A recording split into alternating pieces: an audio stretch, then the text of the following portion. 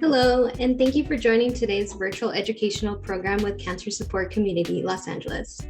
I am Edlyn Rodarte, and I am the Virtual Program Associate for CSCLA. I welcome you to this week's webinar titled Dealing with Grief and Loss. Between cancer and COVID, we have been surrounded by grief more than ever. Therefore, Rachel Price and Jennifer Christensen, clinical social workers at Cedars-Sinai Medical Center, are joining us today for a discussion about grief and how to build resiliency and cope with that grief. Before we begin, if this is your first time joining us, Cancer Support Community Los Angeles is a premier nonprofit organization providing vital social and emotional support to families facing cancer, including patients, caregivers, and their loved ones, all at no cost. Our programs include support groups, healthy lifestyle classes, social activities, and emotional programs such as this one. If you would like to learn more about services or watch past webinars, please visit our website at www.cancersupportla.org. Without further ado, I'd like to welcome today's speakers. Rachel Price is originally from Salt Lake City, Utah. She completed a bachelor's in public health education from Brigham Young University and a Master of Science in Social Work from Columbia University. She practiced social work in New York and Salt Lake City for several years before moving to Los Angeles and joining the Cedars-Sinai Cancer and Patient Family Support Team as a clinical social worker in 2018. Rachel has been working specifically in oncology for 5+ years now, working mostly with breast cancers, general cancers, hematology, oncology, and blood and marrow transplant services. Joining Rachel today is Jennifer Christensen. Jennifer is originally from South Jordan, Utah. She holds a bachelor's in psychology from Brigham Young University and a Master of Science in Social Work from Columbia University. Jennifer joined the Cedars-Sinai Cancer Patient and Family Support Program as a clinical social worker in 2020 and provides services to address the psychological, social, and emotional practical needs of cancer patients and families as they cope with complexities of cancer care.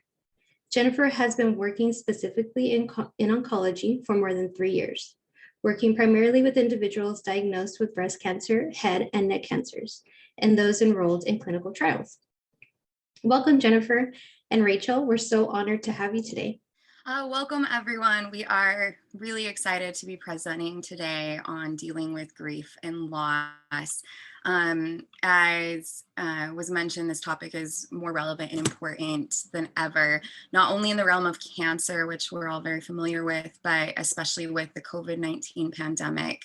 This past year has led to a lot of loss, even for those who have not directly lost someone to COVID or cancer. There's still been a loss of social connections, employment, financial security, and even our sense of safety. So we really want to have a discussion today about what this looks like, what grief looks like, and how we can cope with it. So this is just our overview here, what we're going to be covering today. We want to cover why we're talking about grief. Jenny will go a little bit more into that, talk about what grief is, what it looks like, types of grief, and then really hone in on self-care and coping with grief. And then at the end, we do have some resources that we'd love to share with you. And then, of course, any questions at the end. So Jenny, go ahead.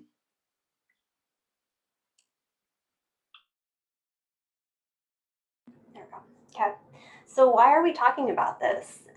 So like Rachel said, this past year has brought a lot of loss, whether it's the death of a loved one or just the loss of kind of those social ties and our usual day-to-day. We were interested to see, what the statistics were from the CDC. So this is a graph from the CDC as far as the leading causes of death for 2020. And as you can see, cancer and COVID-19 are among the leading causes of death, just behind heart disease. So needless to say, between these two spheres, we have been dealing with a lot of loss and grief over the last year. We will be discussing the ways in which we may have experienced grief during this time, but we also, like Rachel said, really want to hone in on how we can cope with the many losses that we have faced. So that leads us to our first foundational question. What is grief? Grief is a normal reaction to any type of loss. Loss can mean many different things. The loss that we often see and what we most often think of when we think of grieving is death. Loss, though, can also include divorces or loss of relationships, whether those relationships are platonic, romantic, familial, and even professional. Other types of loss include the loss of a job or moving. Even the loss of routines can be distressful. This is something that we have seen much more prevalent during the past year, just how the pandemic has uprooted our usual sense of routine, whether that's going into the office, meeting up with friends. These are all things that we experienced a loss. Diagnosis and illness. This is something that Rachel and I see very often in the Cancer Center, and it's what we deal with day to day. Oftentimes with a diagnosis and illness, there is definitely a loss of independence, and that's something that is what we discuss often with patients and what we bear witness to.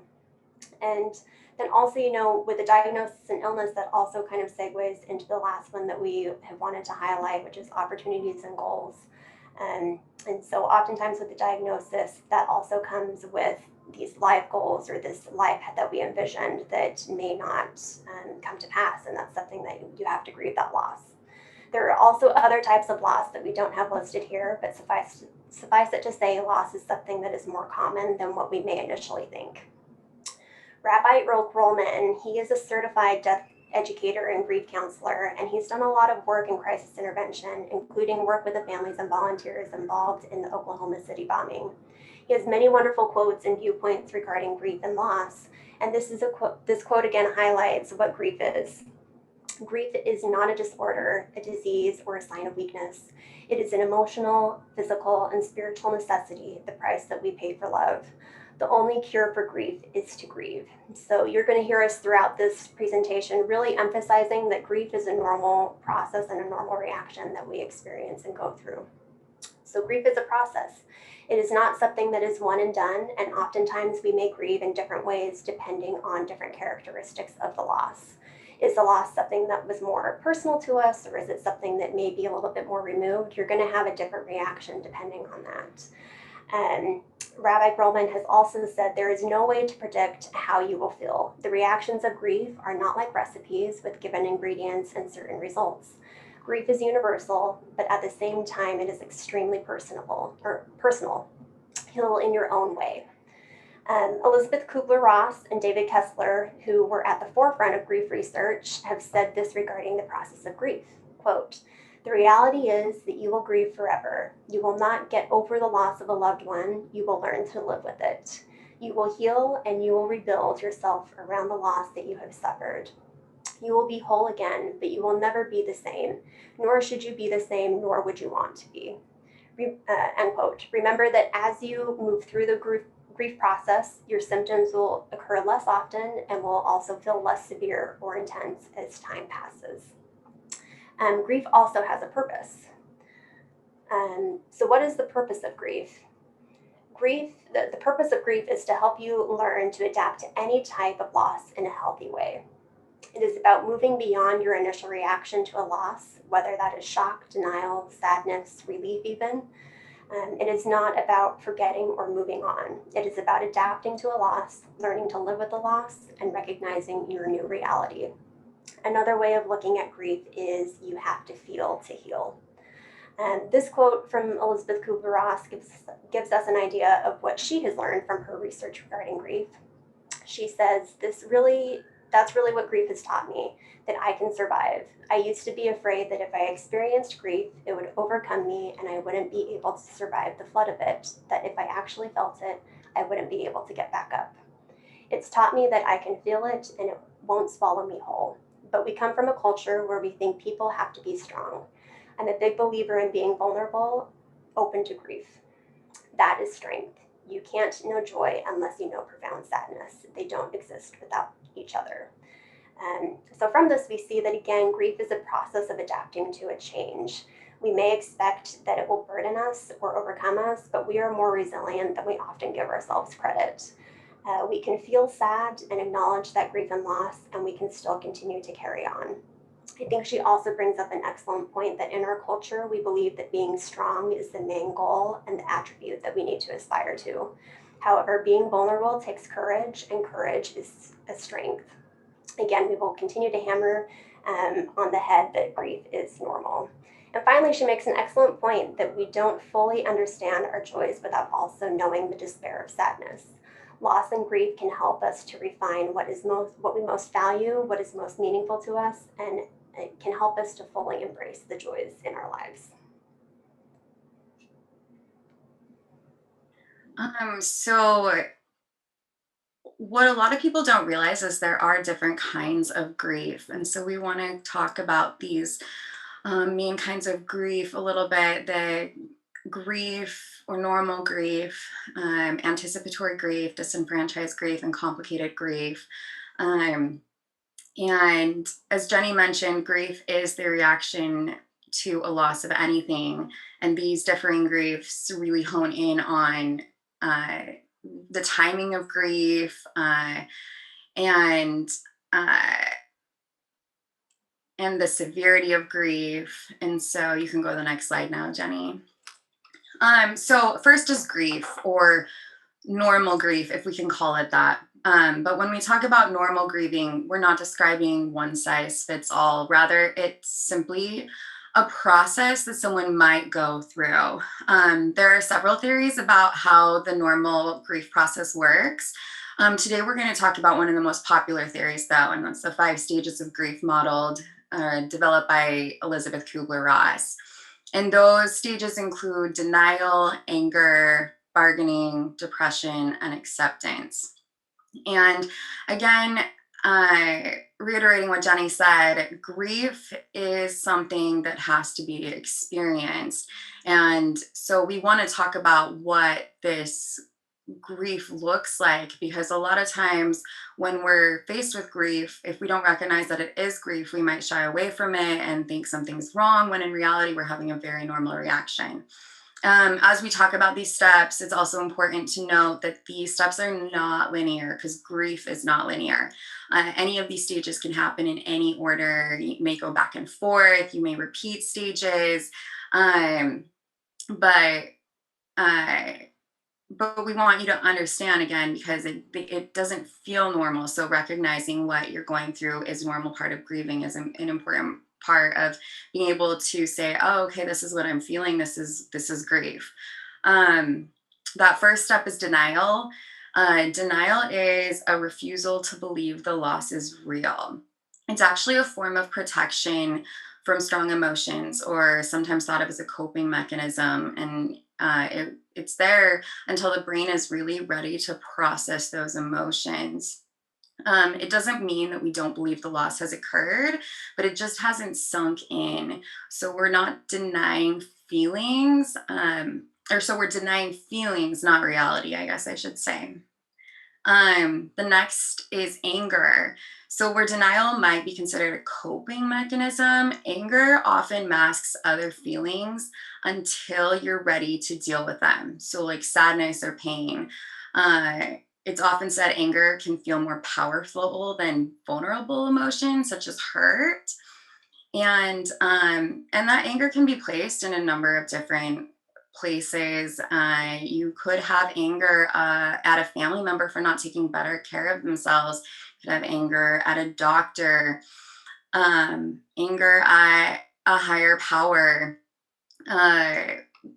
Culturally, we usually know more about suppressing anger and feeling it, but anger, it should be noted, is a part of the process. Don't bottle it up. You find ways to express it, and we'll talk later a little bit more about coping tools and ways to express it. But feel that anger and honor it. I love how Elizabeth Kubler-Ross says, quote, anger can be a bridge, a connection from you to the loss. It is something to hold on to. An anger connection feels more than nothing. So anger is actually a powerful tool at times. Bargaining. With bargaining, we're trying to negotiate ourselves out of the pain. It can be an escape or a relief from the pain and a way to still be holding on to an alternate future. Uh, in a way, it allows us to believe we still can have control, because when we're grieving, a lot of times things just feel really out of control, and this allows us to believe we can have control. Guilt is often a part of this phase as well, when we're looking for things we could have done differently. Depression. Depression is really when grief sets in a little more deeply, and it's when we come to see that our lives are changed forever. It's not a sign of mental illness. It's another appropriate response to loss. Our society can be really negative about depression, but depression really is normal at times, useful even. It can slow us down, really make us look at our loss and process it. um, Jenny used the quote earlier that you have to feel to heal, which I really do like that, because especially in this phase, a lot of us, we don't want to feel sadness. And so a lot of times we'll kind of block that. But in order to actually heal and go through the grieving process, we need to honor whatever emotion does come up, to make room for that depression. And once it's served its purpose in your life, in healthy, normal grieving, it will, then, leave your life as well. Um, Acceptance is about accepting the loss has happened. It doesn't mean that you feel okay. Um, it's about accepting the reality and recognizing that this new reality is the new norm, and learning to live with that, and having quality of life despite the loss.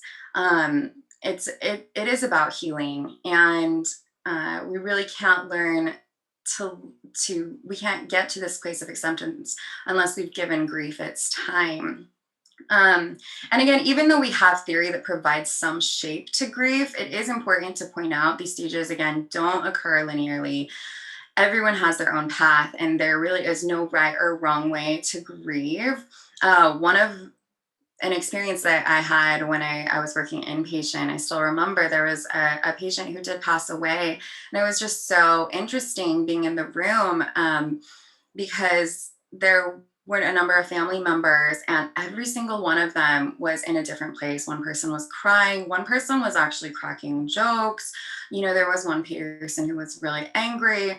And so there's just a lot of different ways that, everyone grieves at their own rate and in their own different way. Do you want to go to the next one, Jenny? Symptoms of grief. So what does that look like?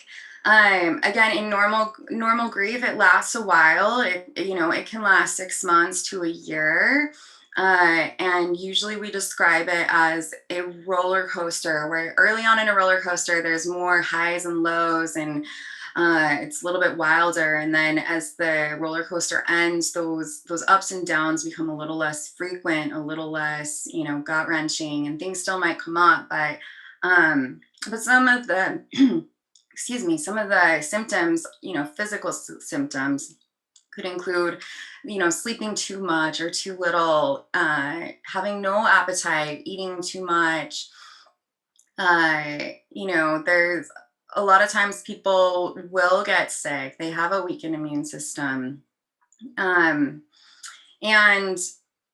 I do want to point out, we have crying listed on here, and while crying is a normal response to sadness, it's not the only one. So just because you don't cry doesn't mean you're not sad about the loss, and it doesn't mean you don't care. It just means that you may have other ways of showing it. So like this list of symptoms is, I guess you could say, merely a menu of common symptoms, but it doesn't mean you're going to have them all. Emotional and mental symptoms. Depression, again, is common. Apathy, loss of interest in things.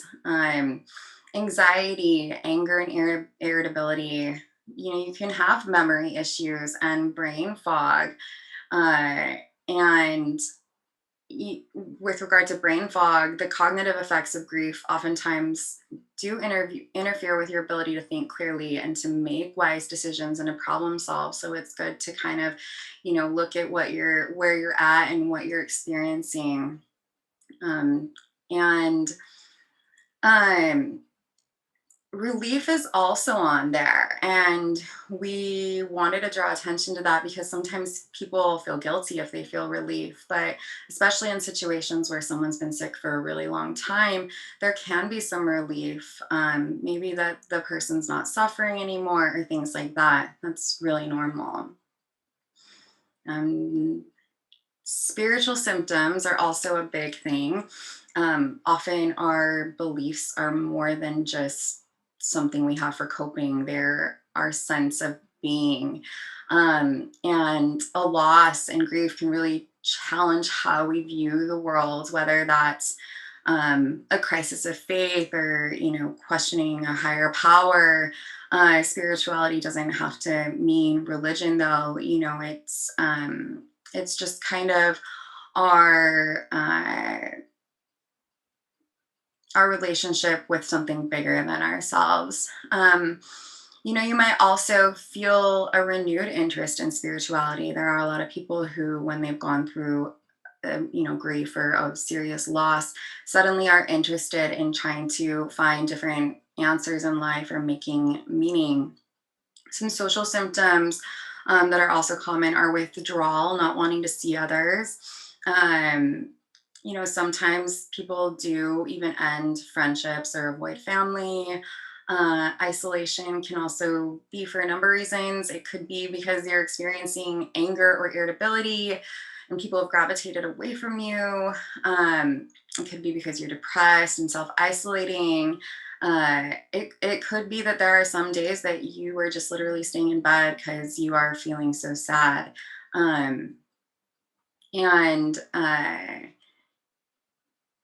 And so conflict can be higher as well, which I think is important to point out.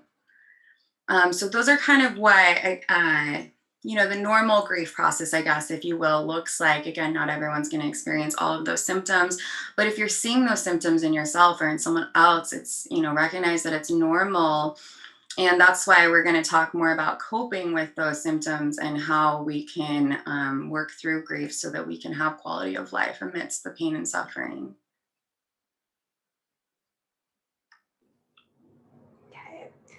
So with anticipatory grief, this really involves the reactions that we have to a loss that hasn't yet happened. It's almost like we are creating sort of the protective layer for ourselves. It's a way of hoping to lessen the blow that the eventual death or loss may give to us. So the purpose of anticipatory grief is that it gives the bereaved individual an opportunity to adjust to an expected loss.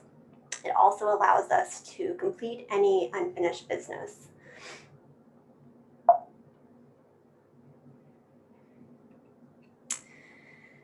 Disenfranchised grief. So this is something that we see very often during that we've seen very often during the pandemic, but also in the Cancer Center as well. So Kenneth Doka, he defines disenfranchised grief as grief that persons experience when they incur a loss that is not or cannot be openly acknowledged, publicly mourned, or socially supported. So these are really types of grief that aren't typically acknowledged by society. It's a way that the grief, in a way, it stays hidden or is easily dismissed.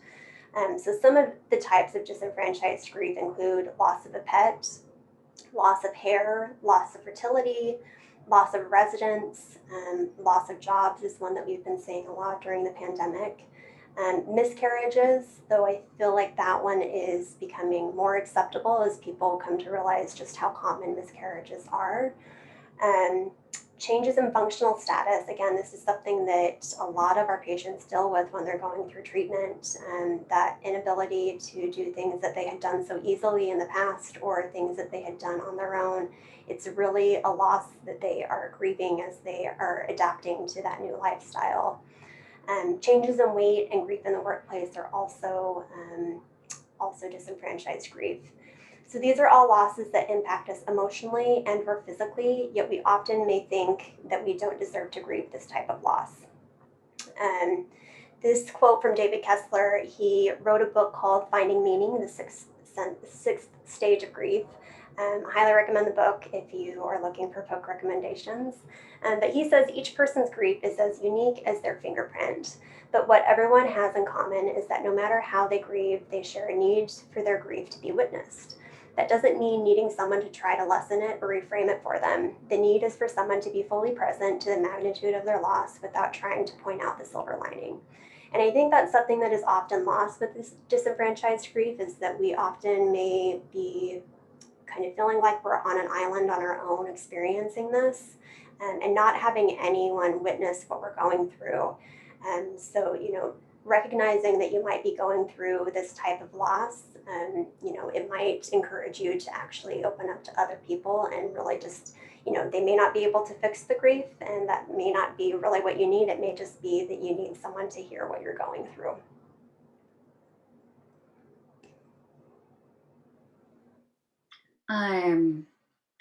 Complicated grief. I want to talk about that now too. We've talked about what grief looks like normally, and grief and complicated grief can actually look very similar, especially in the immediate aftermath of a loss. But where in normal grief, symptoms will occur less often and will feel less severe as time passes. In complicated grief, the pain and suffering persists and sometimes even intensifies. Normal grief can last 6 months to a year. And while you still may have, those pangs of grief even years later, you're still able to function in everyday life. And so here are some of the signs and symptoms of complicated grief, which are that intense sorrow or pain, inability to focus on anything else, the persistent longing, problems accepting the death. This kind of grief is essentially you're not able to heal. You're stuck in the grief is kind of a good way to look at it. And you can kind of define or tell this by assessing in yourself or in others, are you actually having troubles carrying out normal routines? Are you able to make it to work? Again, in the immediate aftermath of a loss, you're going to have some pretty intense emotions regardless. But a year down the line, if you're still having a hard time carrying out normal routines, that might be a good time to get some support. Are you isolating from others still? Are you experiencing self-blame or deep guilt? And especially, do you feel like life isn't worth living without your loved one? Sometimes people with complicated grief may consider suicide. Definitely, if you are experiencing that, please talk to someone you trust. And, you can always call 911, or we'll also include the National Suicide Prevention number at the end of this presentation.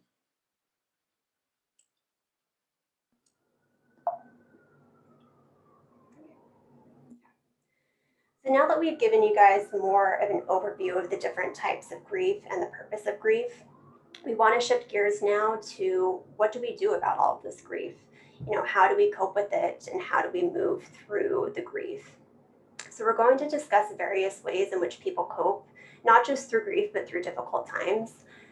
Self-care is a way of protecting and promoting our own well-being. As you will see, we are listing many different options and ways to cope and engage in self-care. This is definitely not a list of everything that you need to be doing. Again, we just want to provide, like Rachel said, kind of a menu that you can look at to see, what activities there might be out there for us to really cope and kind of get through these difficult times. Again, grief is so individual in how we process it that what works for you might not work for another person, and vice versa. One thing that we wanted to highlight is that oftentimes when we are in the midst of grieving or going through a difficult or stressful time, it's often hard to really identify the ways in which we can cope and engage in self-care. And so we hope that by looking at this, it will kind of, either jog your memory as far as something that you can do right now if you're grieving, or just kind of keep a note of it for down the line when you are going through a stressful or difficult time, of something that you might want to incorporate. It's really hard sometimes to remember what self-care looks like when you are going through difficult times. So again, we kind of want you to build, it's very corny, but we want to build a toolbox for you guys. And so again, you have those many options that you can choose from. And one other thing I wanted to add is that, what worked for you before may not work for you right now.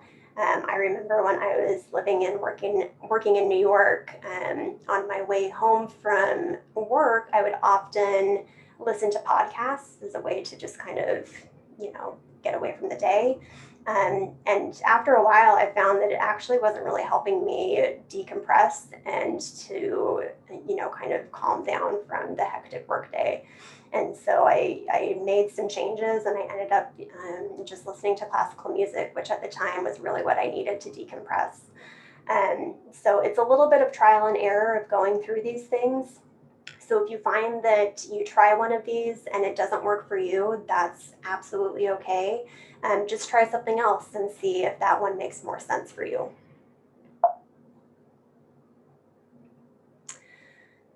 So this first one, emotional self-care. So these are activities that allow us to really engage with our emotions, process them, express them, feel them. So one thing we want to highlight, seeing a therapist. With grief, most people get through grief without the need of professional assistance. However, there's nothing wrong with also having that extra layer of support to get through a hard time. Many of the people that we see in the Cancer Center, they appreciate having a therapist to speak with because it's someone that they don't have to worry about burdening them with what they are going through. Oftentimes when we're talking with loved ones, there's still a little bit of a wall that we want to protect the other person from making sure they don't worry about us. But with a therapist, you do not need to worry about that. Labeling and naming feelings, it's always good to know, what you're actually dealing with, and just allowing space for those feelings. Keeping a journal can be really helpful just to get out what you're thinking. It oftentimes can help to really materialize thoughts that you're having and kind of bring it all together. Meditation and guided imagery is great. Self-compassion. So this is the idea that, I often frame this with patients that, imagine that a friend is going through what you are going through currently, and what would you tell that friend? And then you want to kind of do that same thing for yourself. So I think oftentimes we are our hardest critics, and we are often very self-critical. But we really want to make sure that we are treating ourselves how we might treat a loved one or a friend. Creating art, that's a great way of connecting with our emotions. Music, humor, just taking a break can be helpful. And mental health days are wonderful things to do. I think especially when grief is really acute and it's something that we're experiencing right at the beginning and it's something that's very intense, there may be days where you just want to stay in bed, and that's okay. And also know that it's okay to experience joy. I think sometimes we feel guilty when we are going through a grieving process that, there's moments where we might feel happy and we feel guilty that we're feeling happy, but it's also okay to experience that joy. Next, we want to talk about is practical self-care. So these are really things that you can think of more as the day-to-day that we do to keep our lives going. So the idea of doing these is that we want to continue doing these practical self-care things and tasks so that we help to prevent future stressful situations. So things like organizing, making to-do lists or setting goals. We have this idea of partialization. So this is an idea that rather than, making this a very lofty goal, breaking that goal down into smaller, more manageable pieces, because as you succeed with those smaller goals, that's going to build up your confidence to eventually make that end goal. Making a plan to look forward to. If you find that you're feeling really overwhelmed with, doing these tasks during the day and you have too many things to be doing, try delegating some of those tasks to other people that might be able to help you.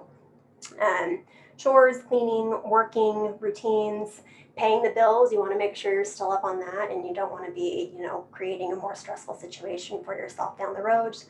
And hygiene, I think that's something that we oftentimes, when we're grieving, even showering or brushing our teeth can seem really overwhelming at times. So just remembering that small act of doing this can really, it's still a way of coping and providing that self-care. Physical self-care. So this is what you typically think of as far as promoting your physical well-being and your health. So, going for a walk, getting 8 hours of sleep or whatever sleep might be helpful for you. Exercising, healthy diet, staying hydrated, breathing exercises, massage, acupuncture, stretching. Again, these are all things that are helping our physical body to still stay strong and to stay healthy. One thing that even like that 5-minute walk can be really helpful. I know that when we switched from working in the office to working from home at the very beginning of the pandemic and the quarantine, I found that I wasn't really moving around as much as I did in the office or do in the office. And it was definitely getting to me mentally and I was feeling much more burned out. And so I just really made a goal to take just a 5-minute walk during the workday, and that really helped to change just how I was able to focus during the day and continue to cope with the difficulties that we've all gone through this last year.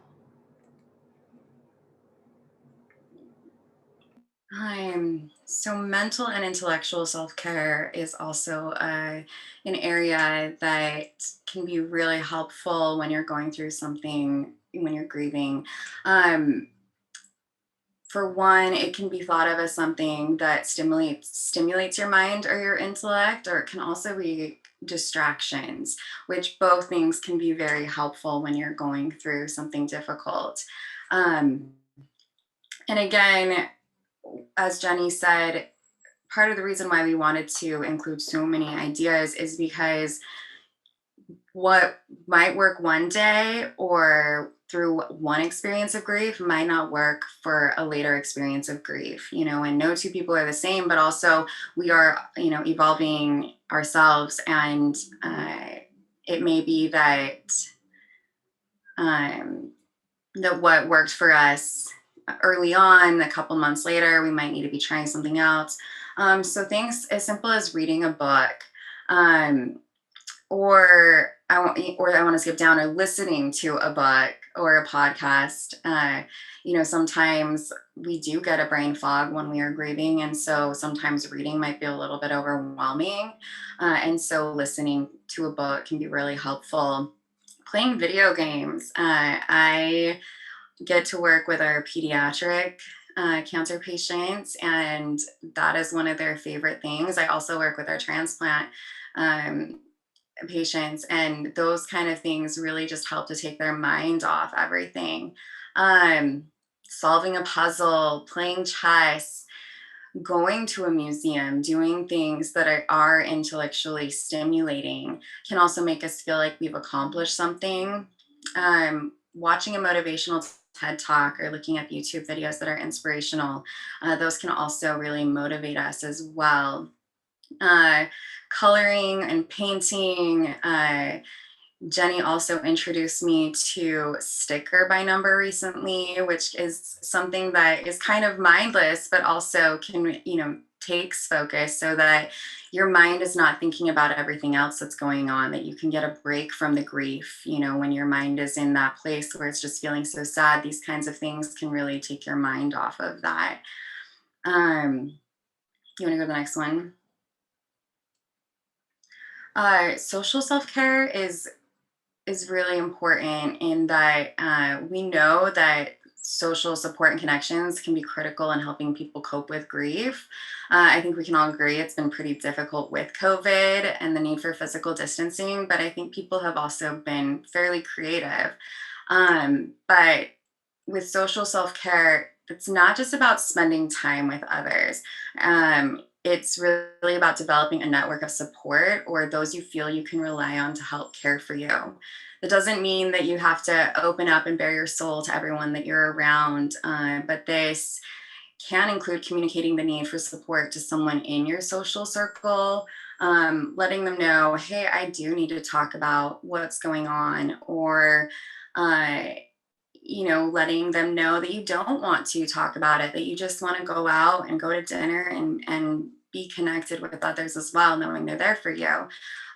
This also may be recognizing the need to expand your circle to include someone who you can talk to about your loss. And this is all a good place for grief support groups as well.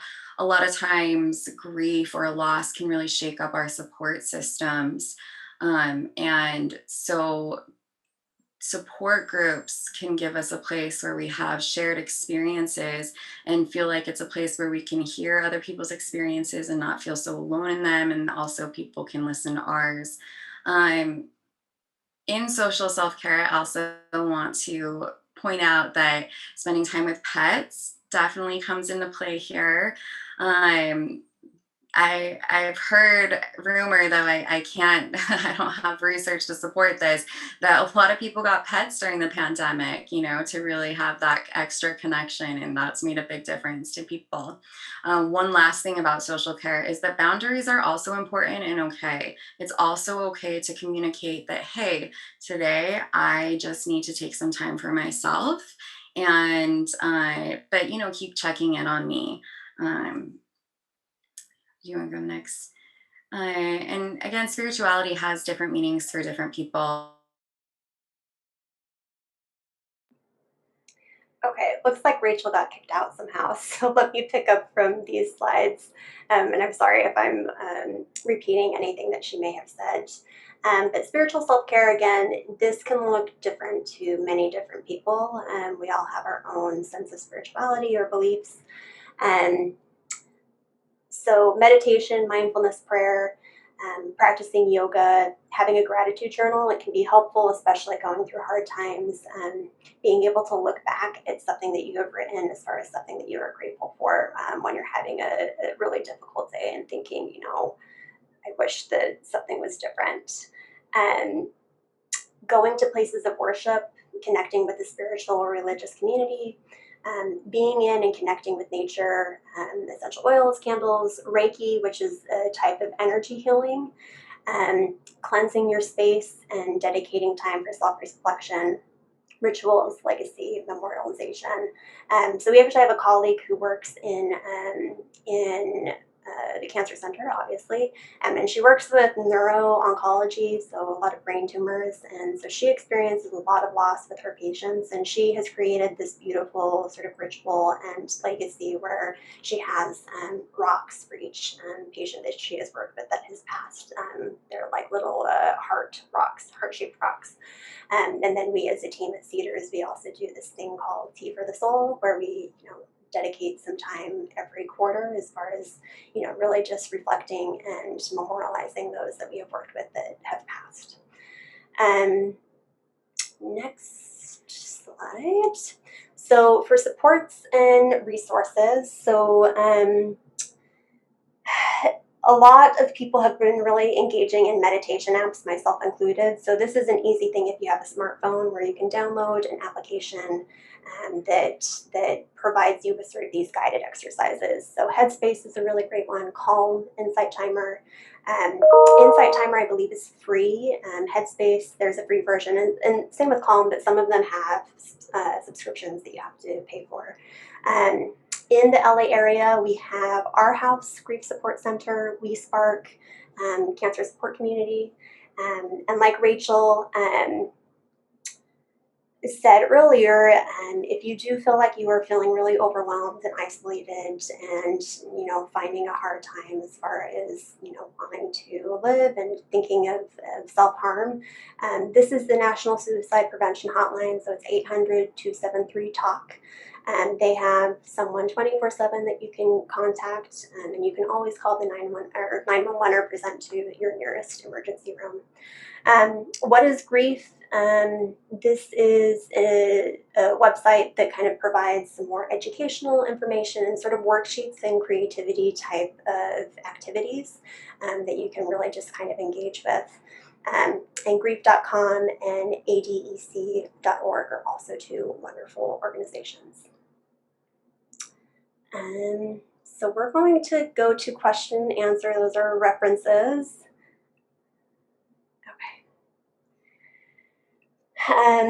Rachel, I'm sorry she got kicked off, so it's just me today for your question and answers. And so, someone brought up a really excellent point that for those that do not have a religious affiliation or atheist agnostic, oftentimes they are presented from other people, well-meaning thoughts or, these kind of platitudes, if you will, to kind of help with the grief, but it actually can be more aggravating for the individual that is experiencing the grief. So one thing that we always recommend is really kind of following the lead of the person that is grieving. So I think Rachel kind of said it was setting boundaries, where if an individual says, you know what, I just need a day for myself, keeping that in mind and respecting that boundary. And if you know that someone has differing beliefs than you, really just trying to hear what it is that they're going through and be that listening ear and creating sort of that safe space for them. Let's see here. I believe someone asked about the slides. I believe this is being recorded, and so I believe that the presentation will be available on the Cancer Support Community website for later on.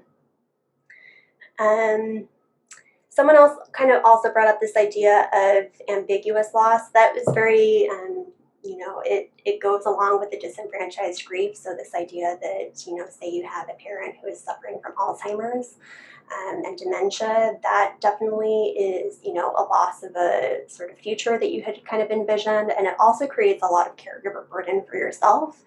And so that is something that, again, it's not really recognized by society, and it's not something that is talked about really openly. And so you may feel more isolated about the experience you're going through.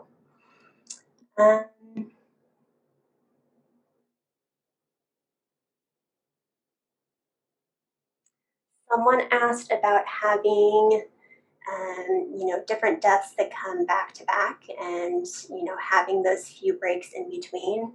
I think this is something we've really experienced this past year, where the grief and the trauma that we've experienced really has just kind of been back to back, whether it's the actual death of a loved one or, like we said, kind of those losses of, opportunities, jobs, homes, our work routine, these different things. And so again, really allowing yourself to have that space to grieve, and really engaging in these different types of self-care and coping. As you continue to do it, it's going to kind of become more of a routine for you and more of a kind of second nature. And when we are practicing self-care, that actually builds up our resiliency as well. And resiliency is this idea that as we encounter additional distressful situations, we are better able to adapt to that situation. And so really, working with yourself as far as that self-care, engaging in helpful relationships with others and reaching out and asking for help, that is a great way to help with that. Jenny, I'm back. I'm sorry. Oh, I don't perfect. know what happened and I couldn't get back on. But Thank you. We're just answering questions, so. Okay, perfect.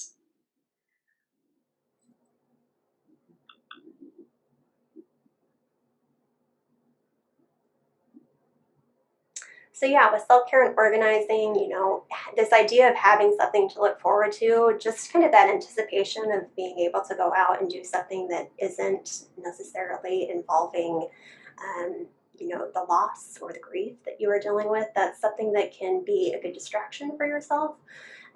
And also just, again, connecting with other people in your environment and, creating more of that social bond. And going along with that, with practical under kind of practical self-care, really, either setting goals or, like you said, doing or scheduling something to look forward to, even if it's something really small, can actually really help you get through those minutes of the days when you're really feeling that grief really heavy. That can really give you some hope. Thank you for that comment.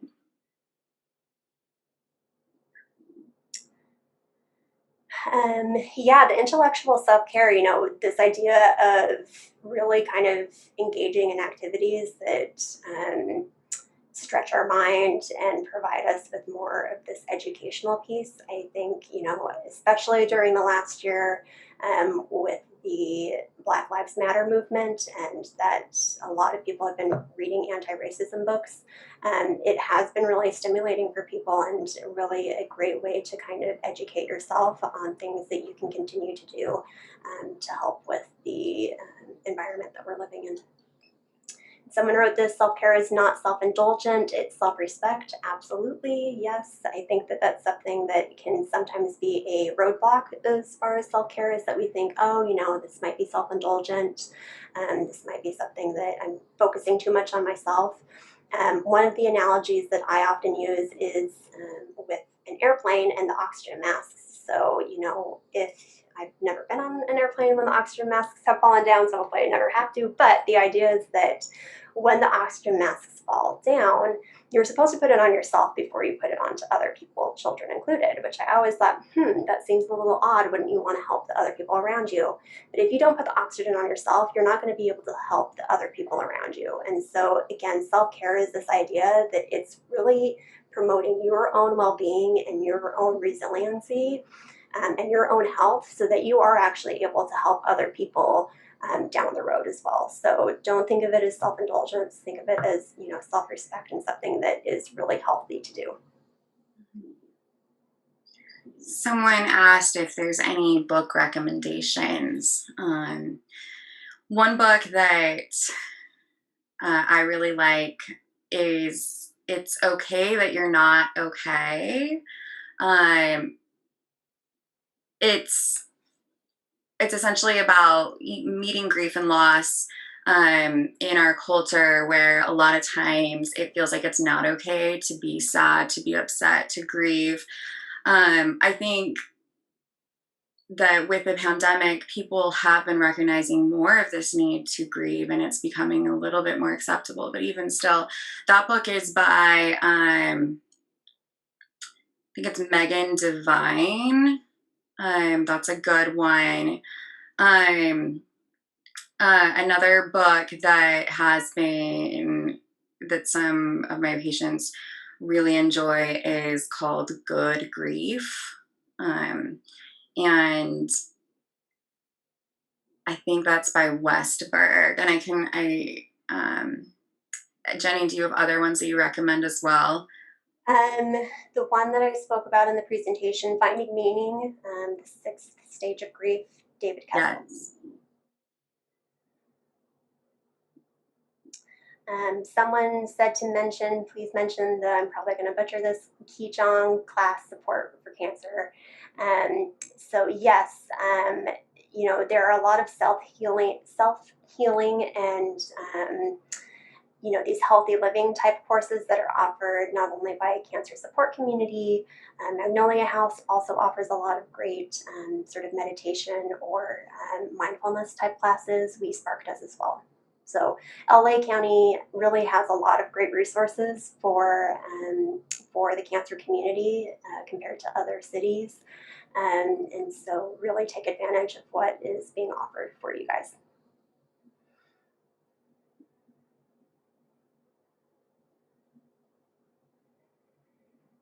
And again, just a big part of this is remembering that there really is no wrong way to grieve. And that I think one of the biggest or the most important things is just recognizing this is grief. When we're going through these experiences, this is grief, and it's okay to be feeling all these things. And that's why we we have provided such a lengthy list of tools that hopefully you can implement in your life, whether you're grieving now or you're just going through a stressful time, to really build that resiliency, like Jenny said.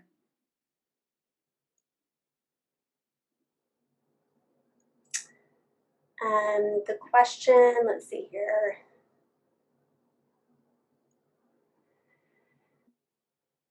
What are good groups for people who have not lost a loved one to cancer? I don't know if you can bring up as well, do you mean that someone has passed, or just looking for kind of that support for someone that is going through a diagnosis? If we can get some clarification, that would be great. But a lot of the resources that we also provided online or in the presentation, Our House, that's not specific to cancer. Yeah, I was going to say Our House, they do have groups, and they also are experienced at connecting you with more local grief groups as well. And then someone also did comment that they're a certified grief recovery specialist, and a book they recommend that I actually have heard of too. I haven't personally read this, so I'm, but I'll pass it on, is The Grief Recovery Handbook by John James and Russell Friedman. But that's one that many people have also recommended.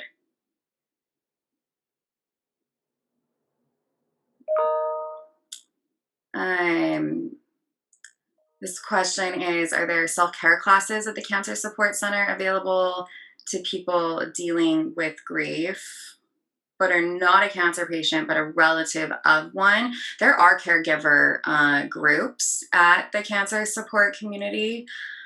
And I've had a number of caregivers actually go to those. I mean, the things are virtual right now, but those have been really supportive to them. And I know We Spark also has some for family members as well. Cancer really is a family illness. It affects all of you. So I think these communities, organizations definitely try to provide support, not just to the patient, but their loved ones. And someone also offered a website for a documentary put out by PBS, www.speakinggrief.com.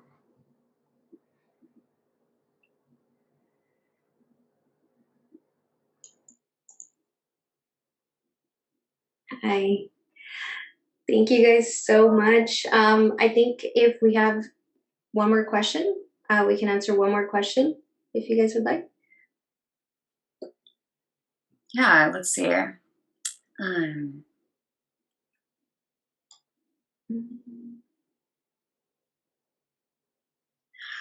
This comment does say many groups do only support those grieving for a year. That is true. There are a number of organizations that like grief specific resources that are unfortunately only a year. That said, I know that when I last worked with Our House, they were able to connect someone to a group of more long-term. And a lot of times, if you're still heavily grieving so far out, it could be a good time to connect with a therapist to kind of process that yourself, just to make sure that you are not suffering from complicated grief. Is there anything you'd add to that, Jenny? Yeah, I mean, I think that, asking the organization that you're with if they have any resources that they would recommend. And then also, don't forget that you can always connect with a individual counselor or a therapist to help with, more of that grief that you might be trying to process that you're having a difficult time with. Thank you again so much, Jennifer and Rachel. This was a great presentation, and I think a really good resource for us to have in our library. So like they mentioned, this is being recorded, so this will be up in our library in a few weeks, and it's actually available now on Facebook Live since it's also being live streamed.